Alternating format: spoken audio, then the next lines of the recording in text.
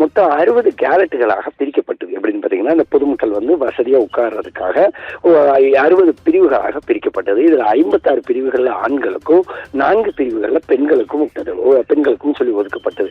எப்படின்னா, இந்த ரேம்ப் வாக்கை ஒட்டி உள்ள 4 பிரிவுகளை வந்து பெண்களுக்குன்னு ஒதுக்கப்பட்ட ஒரு சூழ்நிலையில அவை முற்றிலுமாக புறக்கணிக்கப்பட்டு முழுவதுமாக தற்போது ஆண்களால் ஆக்கிரமிக்கப்பட்டிருக்குது. எவ்வளவோ சொல்லி, அதாவது அந்த கட்சி நிர்வாகிகளும் சரி, அந்த கட்சியோட தொண்டர்களும் சரி, அது வந்து பெண்களுக்குன்னு ஒதுக்கப்பட்ட பகுதி, கொஞ்சம் தள்ளி போங்க, அங்க உங்களுக்குள்ள இடத்துக்கு போங்க அப்படின்னு சொல்லியும் கேட்காத ஒரு சூழ்நிலையில அங்க கடுமையான கூட்டம் வந்து தற்போது காணப்பட்டு இருக்குது. ஏறத்தாழ லட்சக்கணக்கான தொண்டர்கள் அங்க வந்து குவிஞ்சிருக்கிற ஒரு சூழ்நிலையில அங்க இருக்கிற சூழ்நிலை முற்றிலும் விரோதமா இருக்குது. எப்படின்னு பாத்தீங்கன்னா, இதுவரை ஏறத்தாழ 60க்கும் மேற்பட்டோருக்கு முதலுதவி சிகிச்சையானது அளிக்கப்பட்டிருக்குது.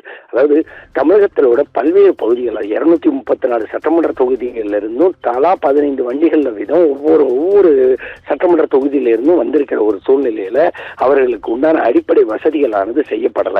முதல்ல வந்த விக்கிரவாண்டியில் நடைபெற்றதுல என்ன சொல்லியிருந்தாங்கன்னா, போதிய அளவுக்கு குடிநீர் நீர் வசதி, சாப்பாடு வசதி உள்ளிட்டவைகள் செய்யப்படல அப்படிங்கிற ஒரு ஆதங்கம் வந்து கடுமையா இருந்தது. அந்த மாதிரி குறைகள் வந்து இரண்டாவது உள்ளதுல நீக்கப்படும் அப்படின்னு சொல்லி அறிவிச்சு அதன் அடிப்படையில பண்ணியிருந்தாங்க. எப்படின்னு பாத்தீங்கன்னா, வந்திருக்கிறவங்களுக்கு காலையில வந்தவங்களுக்கு சாப்பாடு கொடுக்கறது, பிஸ்கட் ஒரு பொட்டணம், அதாவது என்ன சொல்லுங்கன்னா, ஒரு பேக்கேஜ் கொடுத்தாங்க. என்னன்னா, அதுல பிஸ்கட், தண்ணீர் உள்ளிட்ட பொருள் இருந்தது. அதையும் ஒரு குறிப்பிட்ட அளவுக்கு மேல கொடுக்க முடியாத ஒரு சூழ்நிலையில தற்போது அந்த மாநாடு மேலேயே வந்து ஒரு அதரக்கூடிய ஒரு சூழ்நிலையில இருக்குது. அந்த பொதுமக்கள் வந்து போதிய அளவுக்கு குடிநீருக்கு கூட தண்ணி இல்லாத ஒரு சூழ்நிலை தான் இருந்துட்டு இருக்குது.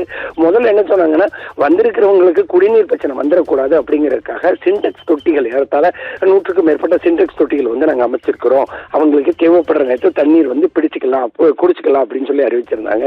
ஆனா அதுவும் ஒரு கட்டத்துல வேலை பார்க்காத ஒரு சூழ்நிலைக்கு போய் திரும்பவும் பழையபடி குடிநீர் பிரச்சனையானது இப்போ மீண்டும் களை தூக்கி இருக்குது. வெயிலோட தாக்கம் வந்து பாத்தீங்கன்னா, சாதாரணமாக இப்ப தென் மாவட்டங்கள்ல வெயிலோட தாக்கம் வந்து மிக அதிகமாக இருக்குது.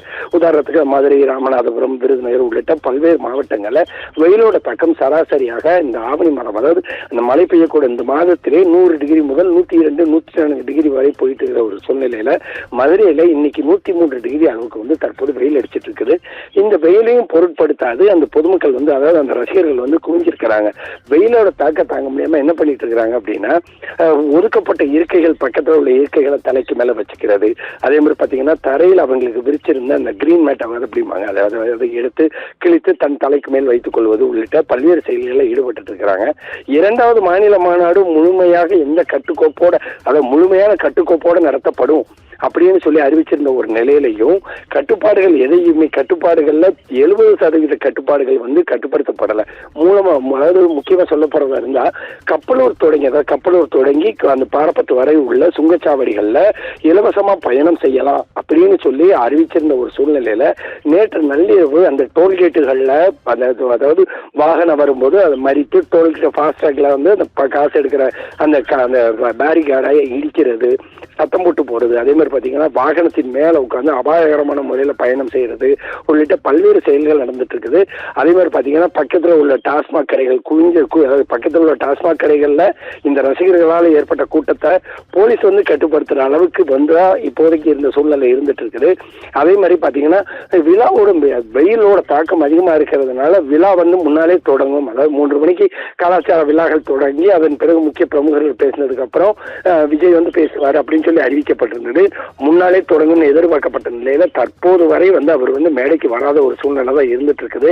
ரசிகர்களோட கூட்டம் தற்போது வரை அதிக அளவிலே வந்துட்டு இருக்கிற ஒரு சூழ்நிலையில அவர்களோட அடிப்படை வசதிகளுக்கு வந்து, அதாவது என்னென்ன வெயிலோட தாக்கம் அதிகமா இருக்கிறதா இந்த ட்ரோன் மூலம் தண்ணி தெளிக்கிறது, அதே மாதிரி பாத்தீங்கன்னா முதலுதவி தேவைப்படுற ஜாமான்களை கொண்டு போறது, இந்த மாதிரி விஷயங்களை தற்போது ஒரு சில இடங்கள்ல ட்ரோனை வச்சு செஞ்சுட்டு இருக்கிறாங்க.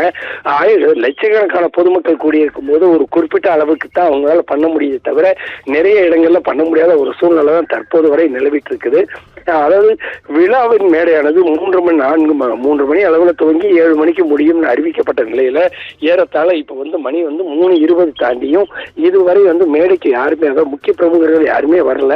தமிழகம் முழுவதும் இருக்கிற மாவட்ட செயலாளர்கள் மட்டுமே மேடையில் அமர்ந்திருக்கிற ஒரு சூழ்நிலையில முக்கிய பிரமுகர்கள் யாருமே வரல. சட்டத்தை மதிப்போம், நாங்க சட்டத்தை கரெக்டா கடைபிடிக்கிறவங்க அப்படின்னு சொல்ற அவங்க, அதாவது தமிழக வெற்றி கழக கட்சி கூடியதே என்னன்னு பாத்தீங்கன்னா அவரோட பொதுச் செயலாளர் புசி ஆனந்த், அதே மாதிரி அவரோட தொண்டர்கள் எல்லாருமே ஹெல்மெட் இல்லாமலே இருசக்கர வாகனத்துல பயணம் பண்றது, அதே மாதிரி பாத்தீங்கன்னா மதுக்கடைகளை பம்பு பண்றது, அதே மாதிரி பாத்தீங்கன்னா இந்த டோல்கேட்டுகள்ல